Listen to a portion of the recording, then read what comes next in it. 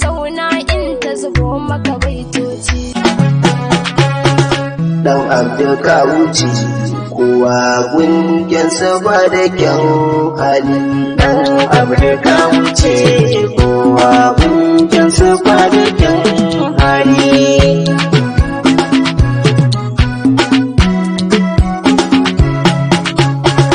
Allah Ubangijin kowa ka taimake ni ban baiwa, yaro mai dubin baiwa mai kyansa ba da kyan hali. Ina kama mai gidan Fadima Sayyidi Ali.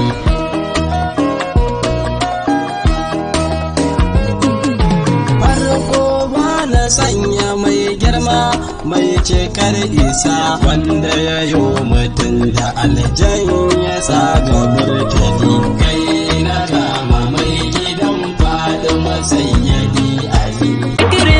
Duku ya zara baki sai da kiyar da gona ki ne ki so na idan magauta gidan mu saboda gidan mu kafina ki ne daga yaya har iyayen mu mun nan narke cikin sanki ne abba bashir na dan dago mai kaunar ki gare ku na sallama mana shaida sayyada Fatima shaidar kauna da abban ki mu ne halin gidan Fatima.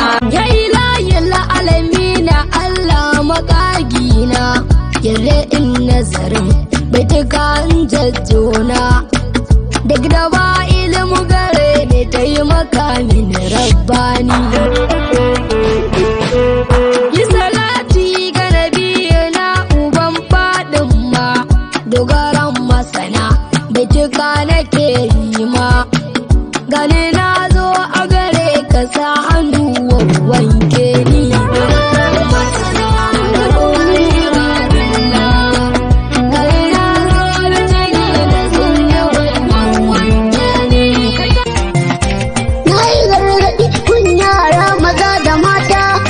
Makaranta nan ne za mu dinga gasa. Wani kankani kan yaro cikin mawaka, amma makaranta kan lamarin ta ba wasa. Mu je makaranta dan Allah mu daina wasa. Wani kankani kan yaro cikin mawaka, amma makaranta kan lamarin ta ba wasa. Da ilimi da waka take karanto idan da ilimi komai za ka iya yin sa. Da ilimi da waka take karanto idan da ilimi komai za ka iya yin sa.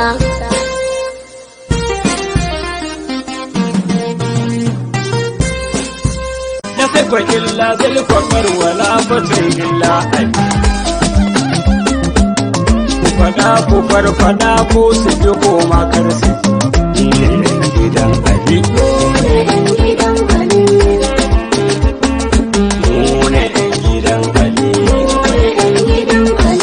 Abubakar da Umaru har Usman namu ne, amma dai ko gaskata mu ne yan gidan Ali. Ma'ana na ku namu ne sannan namu ne. Wannan shi ne tambarin masu biyar gidan Ali. Takalmin kaza kenan haka Bahaushe ya faɗa, wannan ne kwatankwacin ka haɓu da 'yan gidan Ali.